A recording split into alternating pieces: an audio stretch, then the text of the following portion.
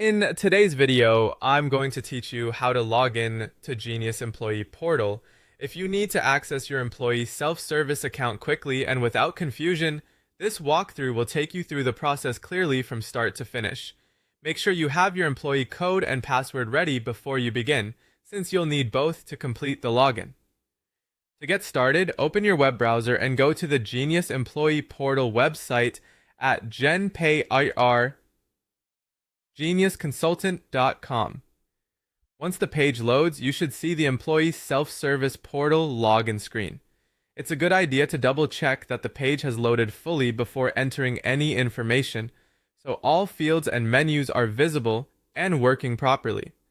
On the login page, the first thing you need to do is select your company. Look for the company dropdown or selection field on the Employee Self-Service Portal. Click on it and choose the correct company from the available options.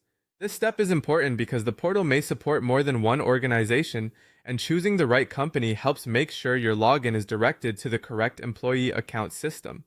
After selecting your company, move to the employee code field. Enter your employee code carefully, exactly as provided by your employer. Take a second to verify that there are no typing mistakes, extra spaces, or missing characters. Even a small error here can prevent you from signing in successfully. Next, click into the password field and type your password. Be sure to enter it exactly as it was set up, paying attention to uppercase and lowercase letters if your password is case sensitive. If you're logging in from a shared or public device, be extra careful not to save your password in the browser. Once your company, employee code, and password have all been entered, review everything one last time to make sure the information is correct. Then click the login button to access your account. If your login doesn't work on the first try, the most common issue is a typing error in the employee code or password, so check those details carefully and try again. Also make sure the correct company was selected, since choosing the wrong one can stop the login from going through. That's all it takes to log into the Genius Employee Portal.